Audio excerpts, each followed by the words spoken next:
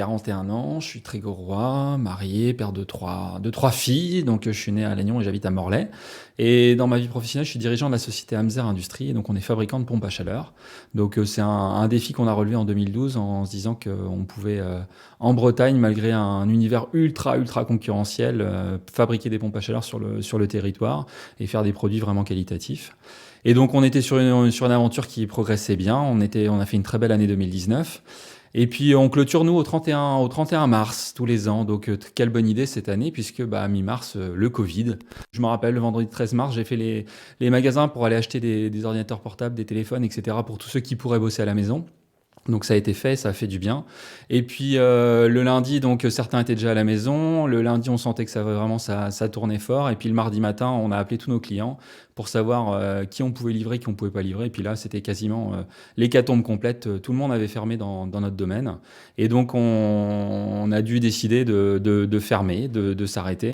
Alors ce que vraiment ça nous montre là, ce Covid là, pour moi ça a fait que confirmer tout ce qu'on était en train de vivre. On avait fait le choix il y a 7 ans de reprendre l'entreprise. On avait fait le choix de continuer à produire ici en Bretagne alors que voilà, tout le monde nous disait arrêtez de produire en Bretagne, c'est trop cher, c'est pas possible.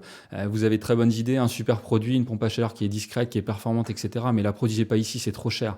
Et on avait fait le choix de le faire ici, on a bien fait. La preuve, là, on a pu continuer à reproduire. On avait nos appros, on a des appros qui sont très locales. On essaye d'acheter tout ce qu'on peut sur le territoire.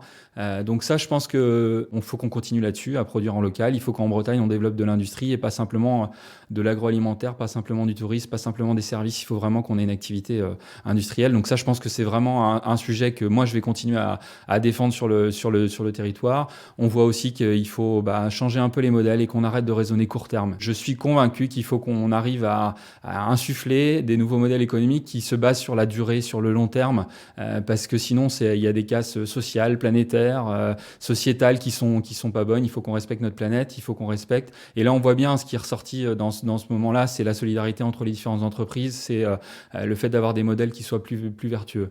Donc oui, c'est compliqué. Oui, on en a chié. Oui, ça a été compliqué pour nos entreprises, en particulier voilà pour la sienne, parce qu'on se dit voilà qu'est-ce qui va se passer pour ses salariés, pour son équipe, etc. On s'en est sorti encore une fois. Voilà, on a été résilient. C'est pas fini. L'année 2020 va être une année vraiment compliquée, une année de transition, mais c'est vraiment une opportunité de confirmer qu'il faut changer les modèles et la Bretagne a cette force-là. Il faut qu'on continue là-dessus.